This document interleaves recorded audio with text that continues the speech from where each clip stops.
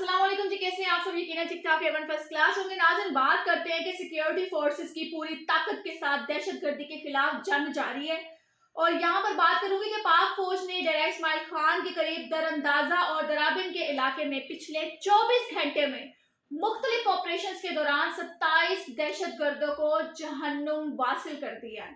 الحمدللہ یہ خوارج دہشت گردی اور بھتہ خوری کے مختلف کارروائیوں میں ملوث تھے، اور اسی آپریشن کے دوران دہشت گردوں نے پاک فوج کی پوسٹ پہ خودکش حملہ کیا ہے، جس کے نتیجے میں پوسٹ کی چھت گر گئی اور اس کے نیچے دب کر ہمارے 23 بہادر شہید ہو گئے۔ تاہم سوال یہ بنتا ہے کہ ہمارے فوجی جوانوں کو شہید کرنے والے ان دہشت گردوں اور ان کے سہولت کاروں کو سزا کون دے گا؟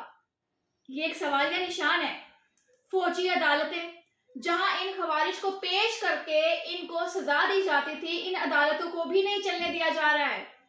ان دہشت گردوں اور ان کے سہولت کاروں کو کھلے عام گھومنے کی اور بے خوفی سے حملے کرنے کی اجازت آخر کس نے دی ہے؟ یہ سوال تو پاکستان کی عدلیہ سے بنتا ہے۔ افغانستان کی سرزمین ابھی بھی دہشت گرد تنظیموں کے اڈے کے طور پر استعمال کی جا رہی ہے۔ واضح رہے یہ بات کہ افغانستان سے پاکستان کے خلاف بڑے حملوں کے منصوبے بندی کی جاتی ہے، اور جس کی واضح ثبوت موجود بھی ہے۔ ان خوارج کا اسلام سے کوئی تعلق نہیں ہے۔ پیغام پاکستان نے واضح طور پر ریاست کے خلاف ان حملوں کو حرام اور مکمل طور پر غیر اسلامی قرار دیا ہے۔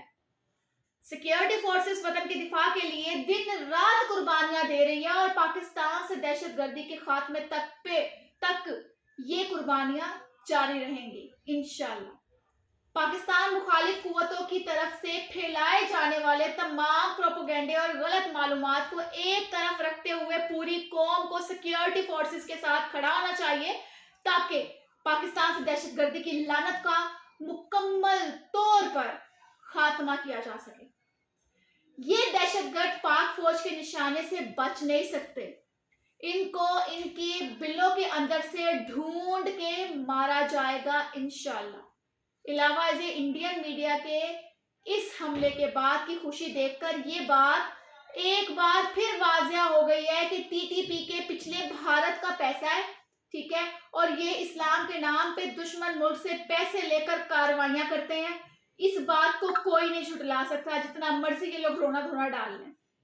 خیر، یہ حالات ہے ہمارے ملک کے، اور یہ جو ہماری پاک فوج کوششیں کر رہی ہے ہماری حفاظت کے لیے، اور ہمارے جو فوجی شہید ہو رہے ہیں انہیں سلام ہے ہمارا پاکستانیوں کا۔ آپ لوگ بھی اپنی قیمتی رائے سے لازمی آگاہ کیجیے، اور کمنٹ سیکشن کے اندر اپنا خیال رکھیں، دعاؤں میں یاد رکھیں۔ اللہ حافظ۔